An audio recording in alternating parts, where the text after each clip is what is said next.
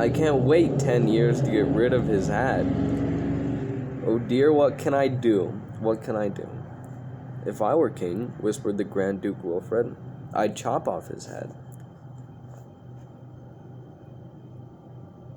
A dreadful thought, said the king, biting his lip, but I'm afraid I'll have to. Young man, he said to Bartholomew Cubbins, and he pointed to a small door at the end of the room, march down those steps to the dungeon and tell the executioner to chop off your head.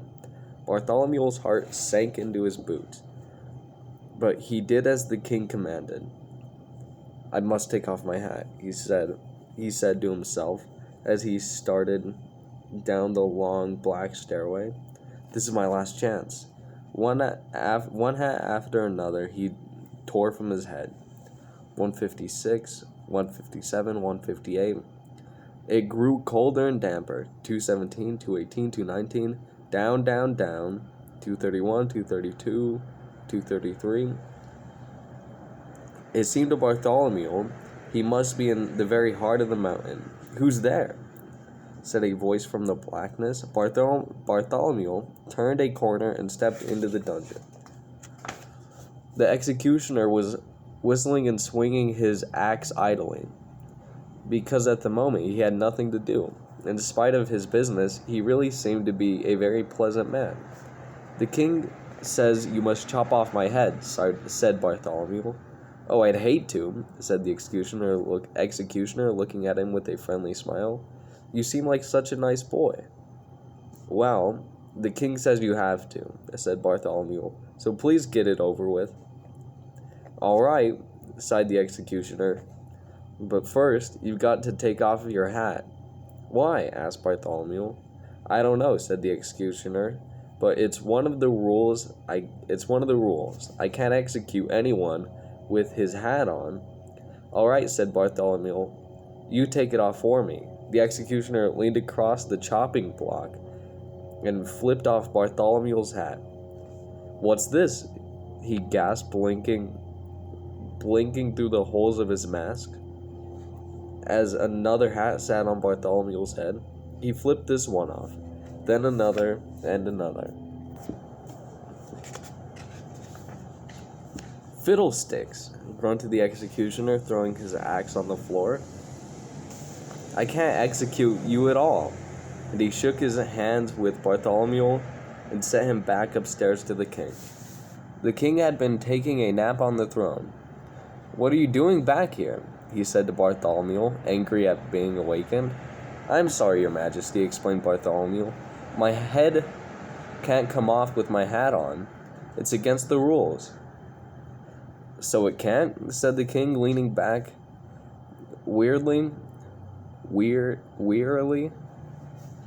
Now, how many hats does that make altogether? The executioner knocked off 13, and I left 178 more on the dungeon steps, answered Bartholomew. 346 hats, mumbled Sir Ulrich from behind the scroll. Uncle Dorwin, yawned the great Duke Wilfred. I suppose I'll have to do away with him. Send him up to the highest turret and I, in person, will push him off. Wilfred, I'm surprised at you, said the king, but I guess it's a good idea. So the king and the Grand Duke led Bartholomew Cubbins towards the highest turret. Up and up the turret stairs he climbed. Behind them, up and up the turret stairs he climbed behind them. This is my very last chance, thought Bartholomew. He snatched off his hat. 347, he snatched off another. He pulled and tore, and he flung them behind him. 398, 399. His arms ached from pulling off hats. But still, the hats came. Bartholomew climbed on. 448, 449, 450, counted Sir Ulrich, puffing up the stairs behind him. Suddenly, Sir Ulrich stopped. He looked, he took off the triangular spectacles and wiped them from his sleeve. And then he looked again. The hats began to change. Hat 451 had not one, but two feathers. Hat 452 had three. Hat 453 also had three. And a little red jewel. Each new hat was fancier than the hat just before. Your Majesty, cried Sir Ulrich, but the king and the Grand Duke were way up where they couldn't hear. They had already reached the top of the highest turret. Bartholomew was following just behind. Step right out here and get out on the wall, snapped the Grand Duke Wilfred. I can't wait to push you off. But when Bartholomew stepped up on the wall, they gasped in amazement.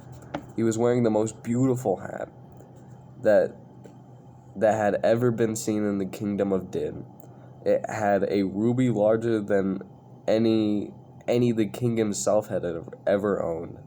It had ostrich plumes and cockatoo plumes and mockingbird plumes and paradise plumes. Besides such a hat, even the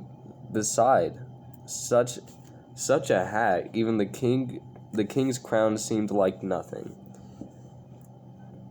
I want to try that sentence one more time. Besides such a hat, even the king's crown seemed like nothing. The Grand Duke Wilfred took a quick step forward. Bartholomew thought his end had come at last. Wait, shouted the king. He could not take his eyes off the magnificent hat. I won't wait. The Grand Duke talked back to the king. I'm going to push him off now.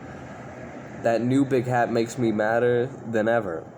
And he flung out his arms to push Bartholomew off. But the king was quicker than Wilfred. He grabbed him by the back of his fine lace collar. This is to teach you, His Majesty said sternly. The Grand Dukes never talk back to their king.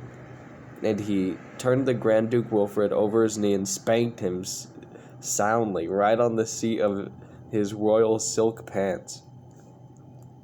And now, smiled the king, lifting Bartholomew down from the wall, it would be nice if you'd sell me that wonderful hat. $4.98, $4.99, broke in the tired voices of Sir Ulrich, who had just arrived at the top of the steps. And that, he pointed to, Bartholomew's head, makes exactly 500. 500? Exclaimed the king. Will you sell it for 500 pieces of gold? Anything you say, sire, answered Bartholomew. You see, I've never sold one before. The king's hands trembled with joy as he reached for the hat. Slowly, Bartholomew felt the weight of the great hat lifting from his head. He held his breath. Then, suddenly, he felt that cool evening breeze blow through his hair. His face broke into a happy smile. The head of Bartholomew Cubbins was bare. Look, Your Majesty, look, he shouted to the king. No, you look at me, answered the king, and he put on the great hat on right over his crown. Arm in arm, the king and Bartholomew went down to the counting room, to count out the gold. Then the king sent Bartholomew home to his parents. No basket on his arms, no hat on his head, but with 500 pieces of gold in a bag. And the king commanded that the hat he had bought, and all the other hats too, be kept forever in the crystal case by the side of the throne. But neither Bartholomew Cubbins, nor King Derwin himself, nor anyone else in the kingdom of Din, could ever explain how this strange thing had happened. They only could say it just happened to happen, and was not very likely to happen again. Wow, that's it. That one was long. That one took a lot out of me for some reason. I hope that helped you sleep. Sorry, this had to be in 2 parts. Hopefully you fell asleep in part 1. And you woke up and you were eager to hear what happened to Bartholomew. Um, you know, what did the king do after he's exclaimed 10 years? Yeah, I don't know. I love you, Adam. I hope you have a good night, okay? Alright, I love you. Bye-bye.